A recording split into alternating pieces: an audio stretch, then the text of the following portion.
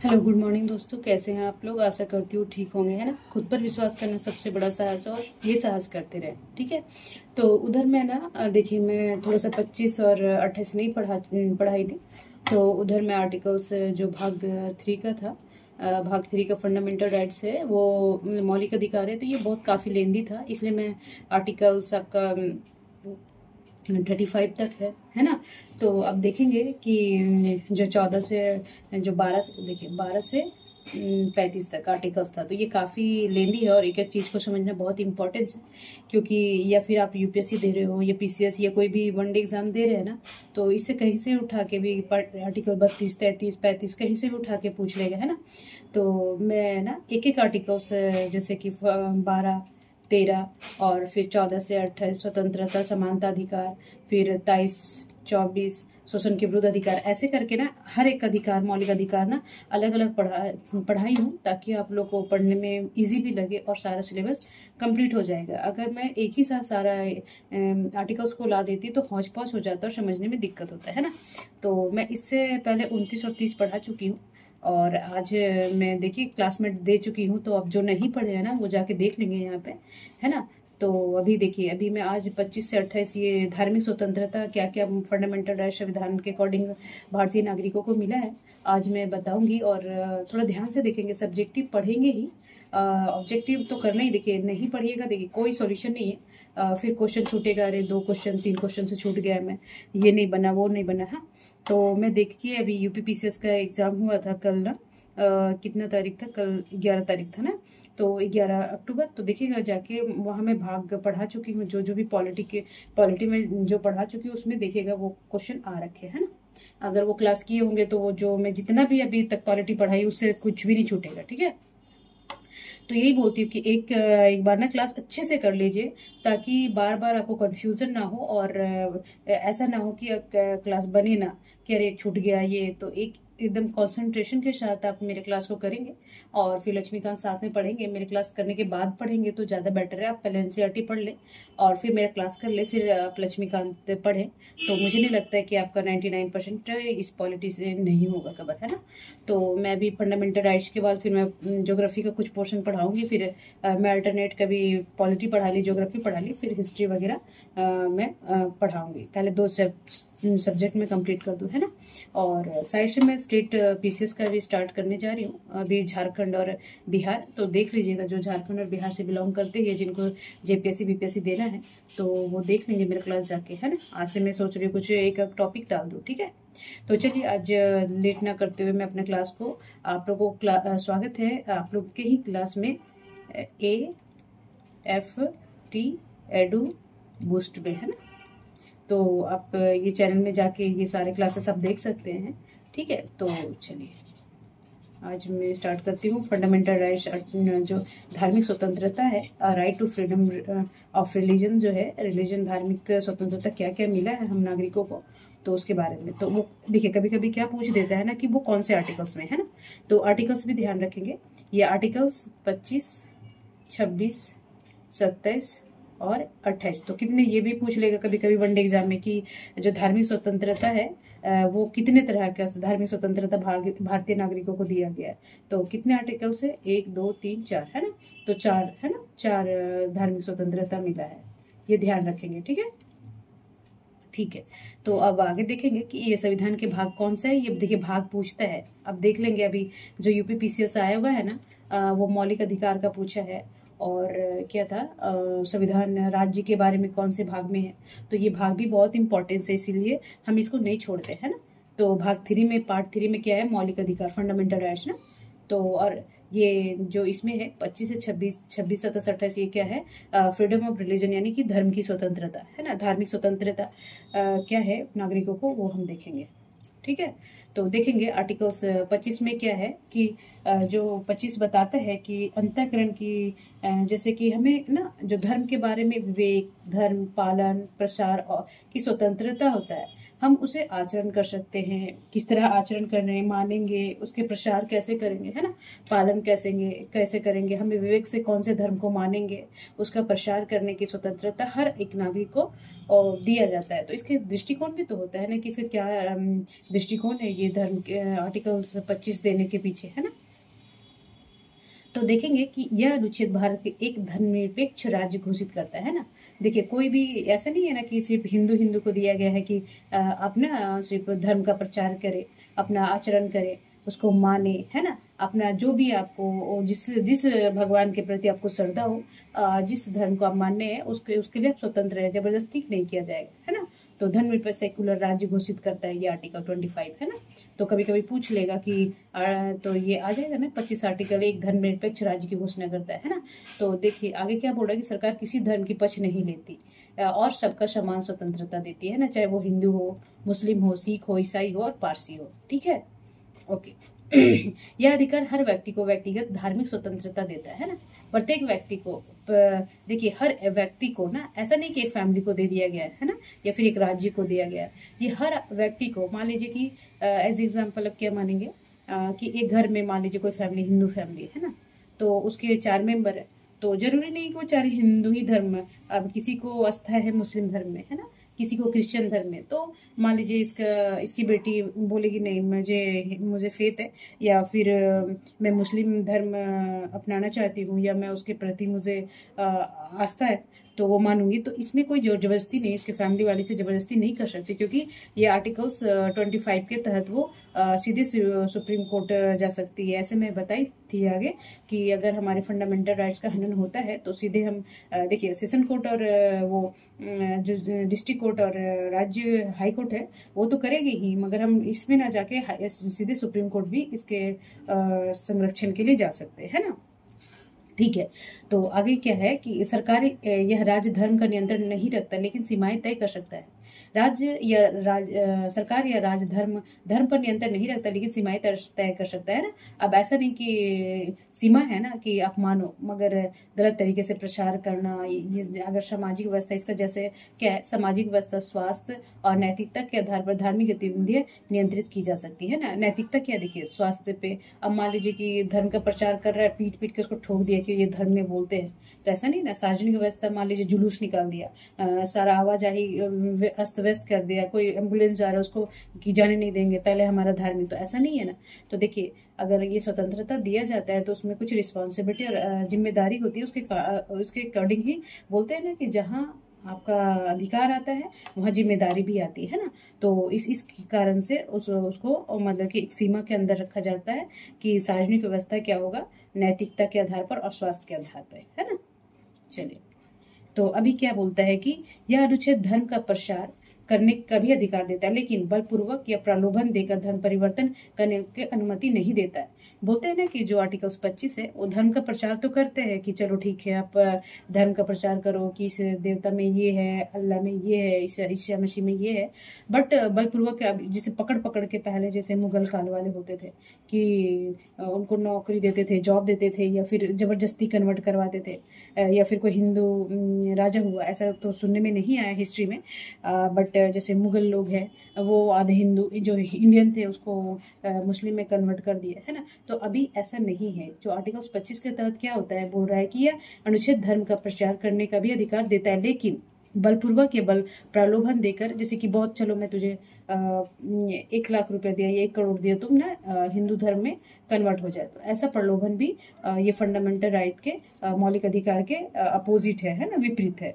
तो ये नहीं माना जाएगा। बलपूर्वक भी जबरदस्ती नहीं कि मानो नहीं तो मार दूंगा तुमको, है ना, तो ऐसा भी नहीं किया जाएगा, ठीक। तो ये आर्टिकल अब इसका राजनीतिक महत्व है, क्योंकि क्यों दिया गया आखिर ये जो आर्टिकल्स 25 के अंतर्गत धार्मिक स्वतंत्रता, धर्म का प्रचार करना, प्रसार करना, आचरण करना, है ना, उसके अकॉर्डिंग आचरण करना, अनुसरण करना, तो ये क्यों दिया गया, क्योंकि देखिए इसका राजनीतिक भी महत्व क्या होता है कि यह अनुच्छेद धार्मिक सहिष्णुता, रिलीजन का प्रतीक है, यानी कि सबके प्रति दया भाव और सबके प्रति इज्जत, सभी धर्म के प्रति सहिष्णुता है। धर्म के प्रति यह दिखाता है कि भारत में राज्य धर्मनिरपेक्ष नीति सेकुलर पॉलिसी अपनाता है, यानी राज्य धर्म से ना जुड़ा है और ना ही उसका विरोधी है। मतलब कि राज्य का कोई धर्म नहीं है, वो हर धर्म के प्रति सबके प्रति उसका आस्था है। राज्य का एक ही धर्म है, धर्मनिरपेक्ष, उसके प्रति कोई भी उसका एक अपना धर्म नहीं है ना। ना वो विरोध करता है और ना ही उसका पक्ष लेता है। ये आर्टिकल्स 25 के तहत हो जाएगा। ठीक है जी, ओके। अब अनुच्छेद 26 क्या बोल रहा है, देखिए नहीं समझ में आएगा ना तो कमेंट में लिखेंगे आप, है ना। अब देखिए अभी 30, 29, 30 में कर दी हूँ और इधर 25, 26 ये धार्मिक स्वतंत्रता हो जाएगा। तो 31 में थोड़ा सा बता दूंगी, ऐसे मैं पीडीएफ बना ली उसको मैं थोड़ा सा भरवाली, और 32 अच्छे से पढ़ा दूंगी, और 33, 34, 35 ये फंडामेंटल राइट्स खत्म हो जाएंगे आपके। और ये काफी लेंदी और हर एग्जाम में आता है, कोई भी एग्जाम में उठा के, पीसीएस आईएएस का तो ये फेवरेट टॉपिक होता है, तो अब देख लेंगे उठा के, है ना। चलिए, तो अब आर्टिकल्स अनुच्छेद 26 क्या बोल रहा है कि धार्मिक संस्थाओं में प्रबंधन की स्वतंत्रता, है ना। कि जो धार्मिक संस्था है, मान लीजिए कोई क्या बोलते हैं, मदरसा हो गया, मदरसा है ना, तो उसका प्रबंधन करेगा, उसको कैसे चलाना है, क्या क्या पढ़ाना है। तो ये स्वतंत्रता किस आर्टिकल्स के तहत मिलता है लोगों को या संस्थाओं को, तो ये देखिए धार्मिक संस्थाओं को, है ना, ये व्यक्ति विशेष नहीं है। तो अभी कभी पूछ लेगा कि जो धार्मिक संस्थाओं की स्वतंत्रता ये किस आर्टिकल्स के तहत दिया जाता है, तो आर्टिकल 26 के तहत। तो आर्टिकल्स पढ़ेंगे तब ना, देखिए इजी गोइंग नहीं है, फिर आप भटकते रह जाएंगे, और इसका कोई इजी गोइंग नहीं है कि अरे यार बहुत लेंदी मिस पढ़ा रही है ना तो बोर लग रहा है मैम, है ना। तो बोर होंगे तो फिर पढ़ नहीं पाएंगे, इसीलिए एक एक चीज को अच्छे से पढ़िए ताकि आपको दोबारा उस समझने के लिए कोशिश ना करना पड़े, है ना। और कम से कम एक बार 2 बार पढ़े रहेंगे तो एक गेस से भी क्वेश्चन हो जाता है। ठीक है, तो मैं शॉर्टकट में नहीं जाना चाहूँगी। मेरे क्लास कम ही लोग देखे, बट अच्छा वो नॉलेज गेन करे, और जो भी पढ़े वो उससे जो क्वेश्चन है वो बन जाए। बस हमारा उद्देश्य यही है, जो भी पढ़ाओ अच्छे से पढ़ाओ। ठीक है जी, ओके। तो आर्टिकल 26 क्या बोला, धार्मिक संस्थाओं का स्वतंत्रता किसके अकॉर्डिंग दिया गया, आर्टिकल 26 के तहत। ठीक है, तो इसमें राजनीतिक दृष्टिकोण क्या रखा गया है, इसमें क्या राजनीतिक दृष्टिकोण है, तो यह अनुच्छेद धार्मिक समुदायों को, है ना, सामूहिक अधिकार देता है ना। कोई व्यक्ति विशेष ना, व्यक्ति विशेष आर्टिकल्स किसके तहत दिया गया, 25 के तहत ना। तो इसमें क्या बोल रहा है कि धार्मिक समुदायों को, मान लीजिए कोई भी समुदाय हो, बजरंग दल हो, है ना, कोई मदरसा खोला हो, कोई क्रिश्चियनिटी मिशनरी हो, तो इसके तहत आएंगे। ठीक है, कोई भी धार्मिक समूह अपने धार्मिक मामलों का संचालन स्वयं कर सकता है, कोई भी समूह, अभी बताइए ना मैं। ठीक है, और आगे क्या है, वे धार्मिक उद्देश्य के लिए संपत्ति रख सकते हैं और उसका प्रबंधन भी कर सकते हैं, है ना। जैसे देखिए कि कोई ट्रस्ट है, मान लीजिए कोई मिशनरी है, तो वो अपने अकॉर्डिंग, उसके ट्रस्ट के अकॉर्डिंग वो वहाँ पे रखेंगे, संपत्ति रखेंगे और उसका प्रबंधन भी करेंगे कि कहाँ कहाँ क्या करना है। लेकिन यह अधिकार भी पब्लिक ऑर्डर यानी कि सार्वजनिक व्यवस्था के विपरीत ना हो, है ना। मॉरलिटी, नैतिकता और हेल्थ यानी कि स्वास्थ्य, है ना, तो इसके विपरीत ना हो, इसके अधीन आना चाहिए। किसी का स्वास्थ्य के पे ना वो अगेंस्ट जाए, नैतिकता के अगेंस्ट ना हो, सार्वजनिक व्यवस्था के अगेंस्ट ना हो, है ना। कोई भी स्वतंत्रता बोलते हैं ना, स्वतंत्रता जब कोई मिलता है, अधिकार मिलता है, तो उसके साथ जिम्मेदारियां भी होती है कि नहीं। अब इसका राजनीतिक महत्व क्या है जी, ठीक है, तो राजनीतिक महत्व क्या है, यह राज्य और धार्मिक संस्थाओं के बीच संतुलन बनाए रखता है। देखिए राज्य है और धार्मिक संस्था, इसमें कन्फ्लिक्ट यानी कि क्या बोलते हैं, लड़ाई आपस में मतभेद नहीं करने के लिए ये संतुलन को, बैलेंस को बनाए रखता है ना। तो इसका क्या महत्व है, क्यों आर्टिकल 26 दिया गया, ताकि राज्य और धार्मिक जो संस्थाएं हैं उनके बीच में आपस बैलेंस बना रहे, संतुलन बना रहे, है ना। चलिए ठीक है, आगे क्या बोल रहा है कि सरकार धार्मिक मामलों में दखल नहीं देती, परंतु प्रशासनिक नियंत्रण रख सकती है। क्या है कि एडमिनिस्ट्रेटिव रेगुलेशन, जो प्रशासनिक नियंत्रण है वो तो रखना जरूरी होता है ना, वरना फिर आपका पब्लिक जो क्या है, सार्वजनिक व्यवस्था अस्त व्यस्त हो जाएगा, है ना। तो ऐसा क्यों किया गया है, जो आर्टिकल 26 क्यों लाया गया है और इसके पीछे जिम्मेदारी क्या है। देखिए जैसे मंदिरों का ट्रस्ट प्रबंधन या भ्रष्टाचार का नियंत्रण। मान लीजिए कि अगर इसमें कमांड नहीं रखा गया कुछ प्रशासनिक व्यवस्था, नैतिकता, स्वास्थ्य, हेल्थ के बोल के, तो क्या करेंगे, ये ट्रस्ट के नाम पर काला धन इकट्ठा करेंगे और फिर इसका मिस यूज होगा, है ना। तो बोल रहे हैं कि मंदिरों का ट्रस्ट प्रबंधन या भ्रष्टाचार नियंत्रण के लिए यह अनुच्छेद धर्म की स्वायत्तता को संरक्षित करती है ना। चलिए समझ गए होंगे। फिर इससे मैं जो रिलेटेड जो इससे रिलेटेड ना मैं ऑब्जेक्टिव बना दूंगी ना, तो उससे फिर पूरा क्लियर हो जाएगा। ठीक है जी। ठीक है। अब आर्टिकल 27 क्या बोल रहा है, 27 बोल रहा है कि अनुच्छेद 27 कर से धार्मिक प्रचार, जो कर से धार्मिक प्रचार में छूट है ना, जो freedom from taxation for promotion of religion, है ना। तो जो कर से धार्मिक प्रचार में छूट, ठीक है। तो आगे हम देखेंगे।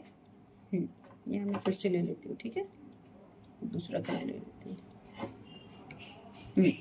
तो बोल रहा है कि इसका राजनीतिक दृष्टिकोण क्या है कि राज्य किसी नागरिक को ऐसा कर देने के लिए मजबूर नहीं कर सकता जो किसी विशेष धर्म प्रसार पालन करने के लिए खर्च की जाए, है ना। देखिए राज्य क्या करेगा, जैसे कि अभी ऐसा नहीं करेगा कि मंदिर बना रहे, है ना, तो आप ना मैं इसका 5% टैक्स काट ले रहा हूँ, है ना। तो ये क्या हो जाएगा, धार्मिक कर हो जाएगा ना जी, ये हो जाएगा रिलीजियन टैक्स। तो ठीक है, तो ये सरकार नहीं करेगी, ऐसा कोई भी टैक्स नहीं वसूला जाएगा, मजबूर नहीं किया जाएगा जो धर्म के आप खुशी से दे सकते हैं ना।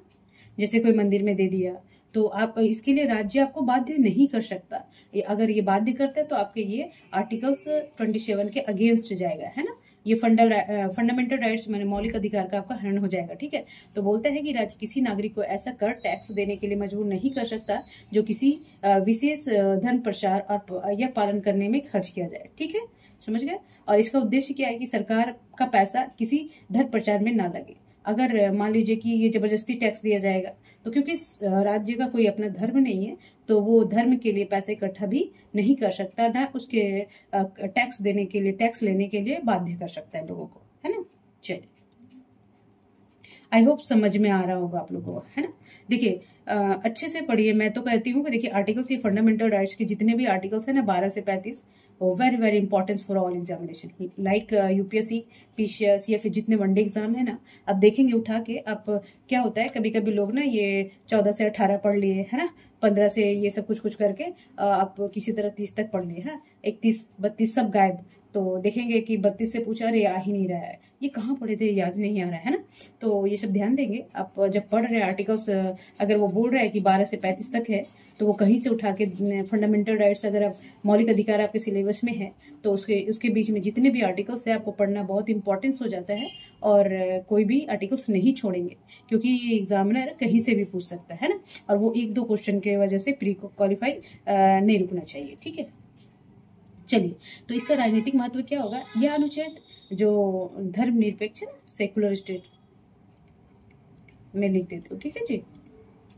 हाँ, धर्मनिरपेक्ष राज्य, ठीक है। तो बोलता है कि राजनीतिक महत्व क्या है कि यह अनुच्छेद धर्मनिरपेक्ष राज्य, यहाँ मैं हिंदी में ऐसे, सेकुलर स्टेट तो आप लोग समझ ही गए होंगे और इतना समझना तो देखिए हम लोग के लिए जरूरी भी है।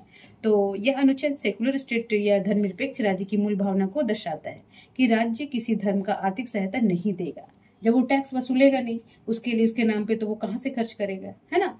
तो ये इसका उद्देश्य है आर्टिकल 27 का, ठीक है जी। ओके, तो यह सुनिश्चित करता है कि राजकोष पब्लिक जो ट्रस्टी है का उपयोग केवल सार्वजनिक हित के लिए हो, है ना, ना कि धार्मिक उद्देश्यों के लिए, धर्म के प्रचार करने के लिए नहीं कि बजरंग दल को 1 करोड़ दिया गया, जाओ बजरंग बली बोलो करके, है ना, या फिर ये मदरसा में दे दिया गया, या फिर ईसाइयों लोग को दिया गया, है ना। ये राज्य नहीं देगा। देखिए उनका ट्रस्ट होता है, अलग होता है, धार्मिक संस्थान अलग होते हैं, बट सरकार नहीं देगा उसके प्रसार करने के लिए, ठीक है जी।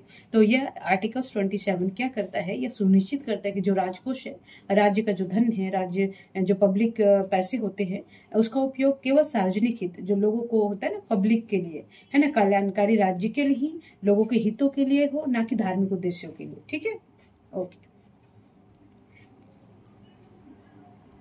चलिए अब क्वेश्चन नंबर आर्टिकल्स अनुच्छेद 28 क्या बोलता है कि शैक्षणिक संस्थाओं में धार्मिक शिक्षा से स्वतंत्रता, है ना, कि जो शैक्षणिक संस्थान है जिसका खर्च राज्य करता है ना, जो राज्य खर्च से बना हो ना, उसमें धार्मिक शिक्षा नहीं दी जाएगी, ठीक है जी, यही बोल रहा कि freedom as the attendance at the religion instruction. ठीक है। तो अनुच्छेद 28 क्या बोल रहा है कि शैक्षणिक संस्थाओं में धार्मिक शिक्षा से स्वतंत्रता, है ना।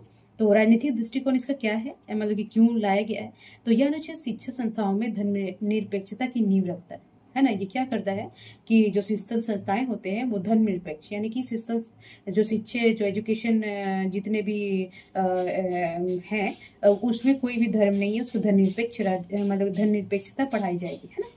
उसका कोई अपना धर्म नहीं है कि आपका हिंदू धर्म के बारे में पढ़ाया जा रहा है, या फिर थोड़े मोड़े होते हैं सिलेबस, उसके कुछ रिलेवेंट होते हैं, उसके कुछ उद्देश्य होते हैं, इसीलिए कुछ रखे जाते हैं, जैसे महाभारत का कुछ पोर्शन या फिर मोहम्मद साहब के बारे में, ईसाई धर्म के बारे में, वो थोड़ा थोड़ा शिक्षा दिया जाता है कि कैसे ओरिजिन हुआ, उसके समाज के लिए क्या क्या शिक्षा दे के गया है, ये सब अलग चीज़ें हैं। पर धर्म के बारे में नहीं कि हमारा धर्म अच्छा है, ये धर्म अच्छा है, वो धर्म खराब है, ये धर्म का प्रमोट नहीं करेगा राज्य, है। ठीक है। तो आगे और क्या बोल रहा है कि राज्य द्वारा संचालित विद्यालयों को धार्मिक शिक्षा नहीं दी जाएगी। देखिए आगे ये संस्थान का आप 26 बता दिए, 27 क्या होगा वो बता दीजिए, कोई टैक्स वसूला नहीं जाएगा, ये ध्यान रखेंगे। और 28 क्या होगा कि शैक्षणिक संस्थाओं में धार्मिक शिक्षा नहीं दी जाएगी। तो 25 क्या बोल रहा है, व्यक्तिगत स्वतंत्रता देता है। 26 क्या संस्थाओं को देता है। और 27 क्या है कि टैक्स वसूला नहीं जाएगा धार्मिक शिक्षा के लिए या फिर प्रचार के लिए। और 28 क्या है, तो ये 4 आर्टिकल्स है, वेरी वेरी इंपॉर्टेंस है। आप मैं एक करके समझा दे रही हूँ, तो आप देखते जाएंगे। ठीक है जी, ठीक है। तो राज्य द्वारा संचालित विद्यालयों, जैसे राज्य द्वारा, जैसे जितने भी गवर्नमेंट एग्जाम है ना, मतलब कि स्कूलें हैं, संस्थाएं हैं, उनको क्या है कि राज्य द्वारा संचालित विद्यालयों में धार्मिक शिक्षा नहीं दी जा सकती। राज्य सहायता प्राप्त स्कूलों में कोई भी छात्र धार्मिक शिक्षा लेने के लिए बाध्य नहीं किया जा सकता, है ना।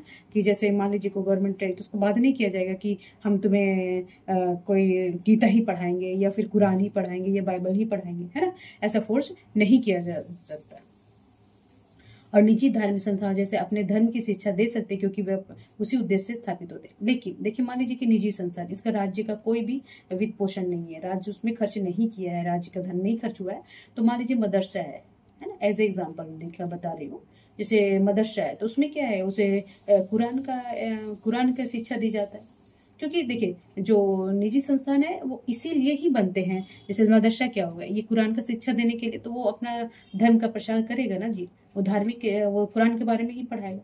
तो ये नहीं है, अगर राज्य का जो खर्च हुआ है उसमें धार्मिक शिक्षा देने के लिए बाध्य नहीं किया जा सकता है। ठीक है जी।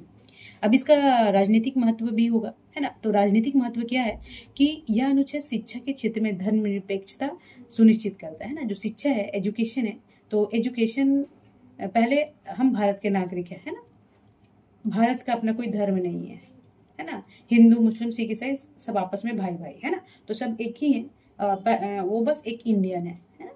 तो उसका कोई धर्म नहीं है। भारत एक धर्मनिरपेक्ष राज्य है। तो इसका क्या उद्देश्य है, जो आर्टिकल 28 का क्या उद्देश्य है, यह अनुच्छेद शिक्षा के क्षेत्र में धर्मनिरपेक्षता सुनिश्चित करता है ना। जो एजुकेशन के मामले में धर्मनिरपेक्षता, देखिए ये मेंस में भी लिख सकते हैं, अगर इतना नॉलेज हो जाएगा ना हमें, तो ये मेंस में आर्टिकल्स को ऐड करके एशे में ये सब कहीं भी, जैसे आपके पास अगर नॉलेज है ना तो उस नॉलेज को हम कहीं भी यूज कर सकते हैं। ठीक है जी, ओके।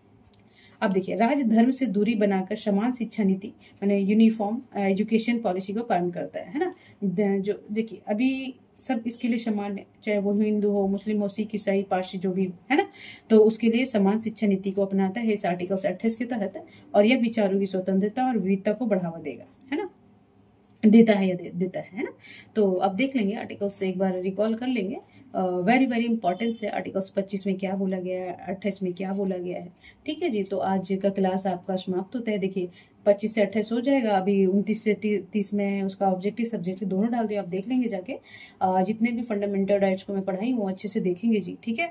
और मैं कल 31 और 32 कर देती हूँ, और 33 और 34 से लग करके 35 ये 3 आर्टिकल्स एक क्लास कर दूंगी। तो फंडामेंटल राइट्स हमारा समाप्त हो जाएगा। काफ़ी लेंदी था, और इसमें देखिए मैं इसलिए पक्का कर रही हूँ क्योंकि ऑब्जेक्टिव बनाते जाइए, कहीं फंसे नहीं आप, है ना। तो ये ध्यान रखेंगे चलिए तब तक अपना और अपना फैमिली का ध्यान रखेंगे, सकारात्मक सोचेंगे और सकारात्मक रहेंगे, क्योंकि सकारात्मकता ही वो ऊर्जा है जो हमें हर मुसीबत में, चाहे वो मुसीबत बड़ा हो छोटा हो, हर क्षेत्र में, एजुकेशन के क्षेत्र में, लाइफ के क्षेत्र में, किसी भी क्षेत्र में हो, बिजनेस के क्षेत्र में, वो हमें लड़ने का ताकत देता है और कल के लिए हमें और स्ट्रांग बनाता है, हमें डिमोरलाइज नहीं करता, हमें हिम्मत देता है ना। तो पॉजिटिव सोचें, पॉजिटिव रहें, खूब पढ़ें, मस्त रहें, स्वस्थ रहें और अपने फैमिली का ध्यान रखें, क्योंकि एक फैमिली ही होती है जो हर आदमी की दुनिया होता है और उसके इर्द गिर्द ही वो हर कुछ करना चाहता है ना। चलिए तब तक ध्यान रखें, खूब पढ़ें, मस्त रहें, स्वस्थ रहें। नमस्कार।